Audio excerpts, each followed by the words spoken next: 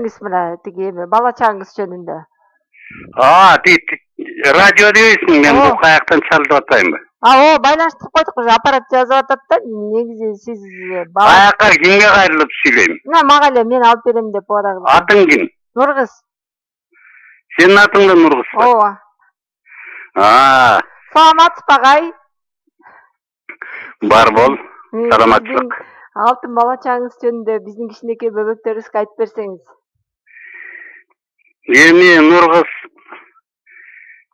менин өзүмдүн балалык чагым жөнүндө бөлүп көрсөтүп, анан аны алтын балалык дегенде мындай деп айта турган деле бөлүп көрсөтүп турган нерсе жок да. Бирок өтүнүч болуп жаткандан кийин аздыр көптүр чекей кеп кылып берейин. Менин балалык күндөрүм башка биздин мезгилдеги муундан айырмаланбайт. Баягы мектептеги жылдар, мектепке чейин, анан мектептеги жылдар пионер болдук, анан комсомол болдук. Буларында окшоштук, жалпы окшоштук эле күчтүү. Бирок ошонун ичинде айырмалана турган нерсе, мен ошо кичинекей кезимден баштап атам өзү зоотехник болгон, өзгөчө таасири күчтүү.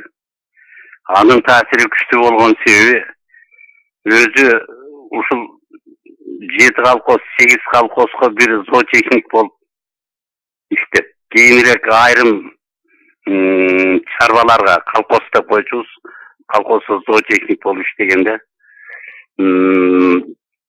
бир топ эмелерде мындай тоого, жайлоого барган кездерде мени дагы атка мингизип алып кошо ала жүрчү дагы.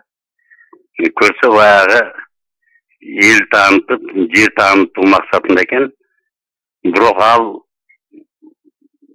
мага буюм тайындарды атка куржун артып берген менен өзү дагы бир куржун артып жүрчү. Ошол куржундун ичи өзү куржун болгондо да мына кайш кычыраган кайш куржун болчу. Куржундун ичи толтура китеп болчу. Анан жайлоого баргандан кийин өзү тиги дөңгө чыгып алып, тамак ичкенен анан китеп окучу. Китеп окучу. Анан мени ошол 1-класска баштагандан, 1-класска окугандан баштап китеп окууга үйрөттү. Эртең менен эрте мында эртең менен эрте окусаң, баары мээңде калат дечи. Мен 1-класста ошо тетиги 8-класска чейинки окуу китептерди бүт окуп койгонмун да. Ошо кезде окуганмын. Анан мындай төшөккө отуруп, төшөктө баягы жанына алып отуруп, анан эртең мененки таңкы караңгылыкта отуруп алып окуй берчүмүн. Өзү бар болгон учурда окутурчу. Башка учурда окуй берчүмүн. Мага ошол чеке эң балалык кезимдеги эң чоң дөөлөт ошол китеп окуу болду да. Анткени ошол кызыгып калгандыктан китеп колхоздо чоң китепкана бар болчу. Мектептин китепканасы бар болчу.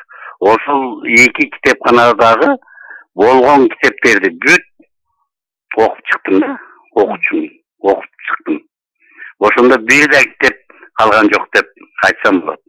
Ошонун ичинде тети агрономияга байланыштуу, зоотехникага байланыштуу, айтор тетиги Мичуринин китептеринен бери мына ушулардын китептер бар эле, ошонун баарын окуп, анан менен дагы Ибраим Базарбек деген бала атаандаш окучу.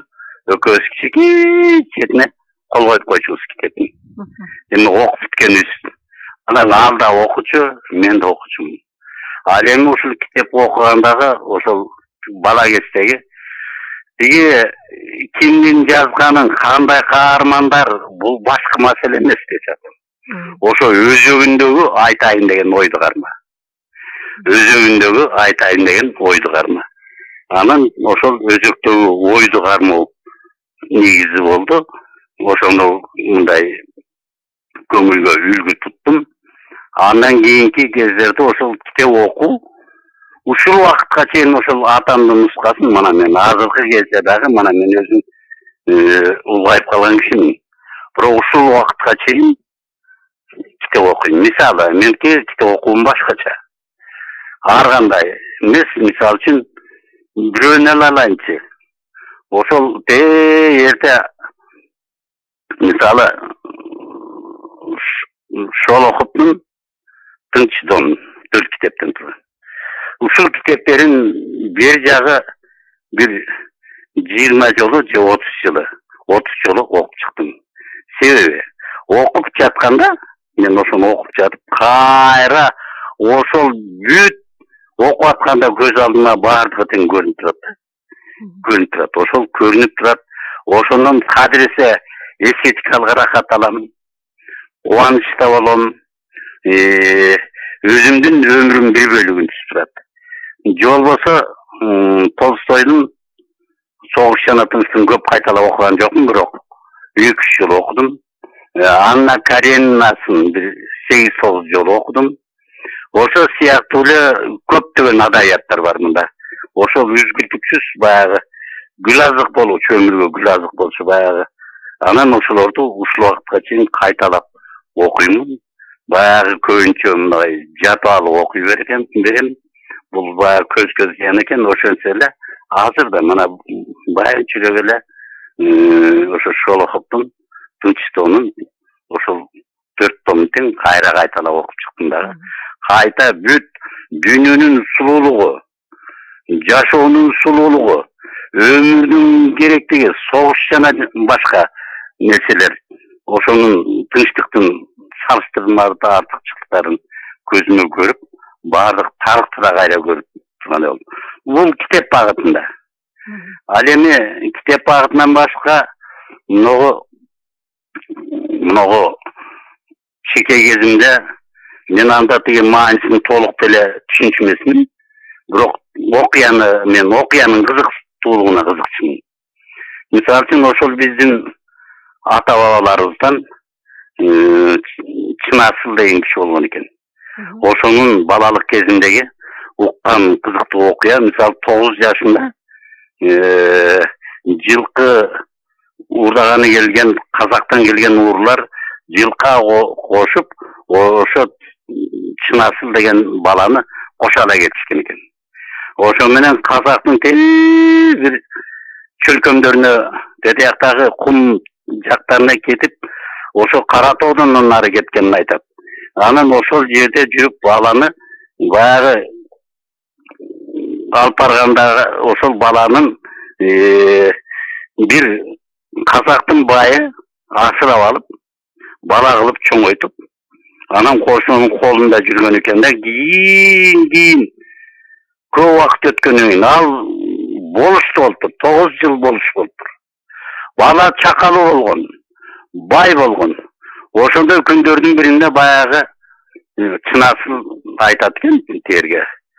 Ойлоп отуруп, мен туулган жерим Кыргызстан. Кыргыз. Талас элинде 7 эл, ошонун ичинде Коңур деген уруу бар. Мен ошол жака барышым керек. Ичинен ойлоп отуруп анан аялына айтат экен. Мен ошо туулган жерим бар, ошол жака барам. Барасыңбы? Жок, болбойт, орночо калып калган. Балдарына айтат экен, барасыңбы? Ошол жака жок, болбойт. Демек ойлоп отуруп, жок, мен өзүмдүн ушунча өзүм туулган жериме эч болбосо сүйөгүмдү, деним сүйөгүмдү алып барып ташташым керек деген ой келип, анан аялын да таштап, бала чакасын да таштап, байлыгы дегенде абдан да көп, бай.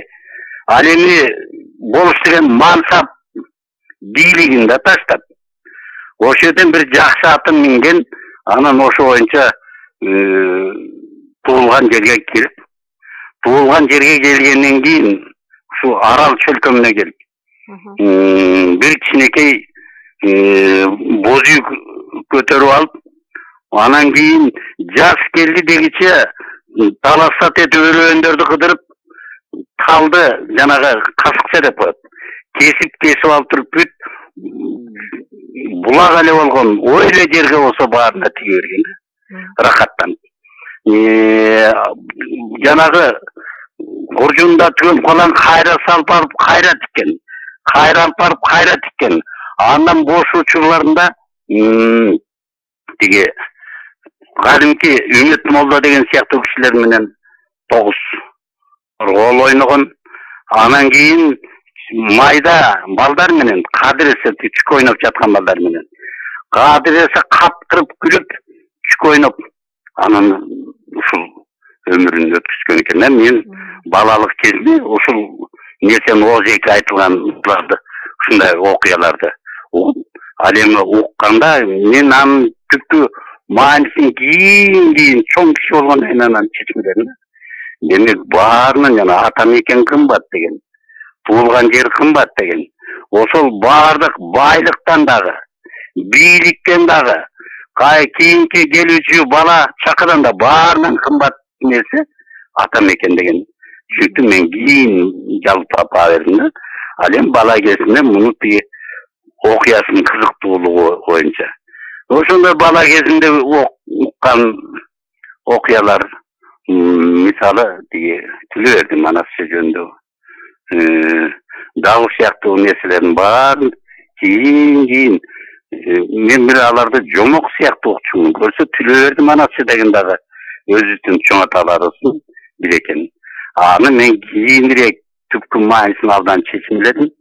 Демек Түлөбердин манасын чечмелеп чыкпастан менин бир топ китептеримде китептин бет ачары катары берилет. Мисалы Түлөбердин манасыны ушу бир душман келип айлыбызды жерибизди чаап алатыган болот дагы чабардын астында бир кишини атай тирүүлей алып барып анан кошуунун алып барганда мууздап ошонун канына туугандашмак кандамак болушат да. Анан ошентип алып барган киши жанагы түндүк келип алып келишет. Айгаран кезде алып барган киши Түлөбердин манасы болот. Баягы аттан түшүргөндө эле Түлөберди баягы өзүнүн эмне тууган тиги өлтүрүлө турган бир жок кыла турган нерсе экендигин байкайт, бирок жерге аттан түшүргөндө колунда байланган кыл чылбырлар чечип түшүргөндө ошондо манас айтып жиберген экен. Манас айтканда ушунчалык үнү өтө бийик киши болгондагы бети тиякта кол баш келатат, башкалар келатат, баягы ырдап тигилер үчүн ойбай туткунубуз жыршы дейт экен. Жыршы деген ырчы.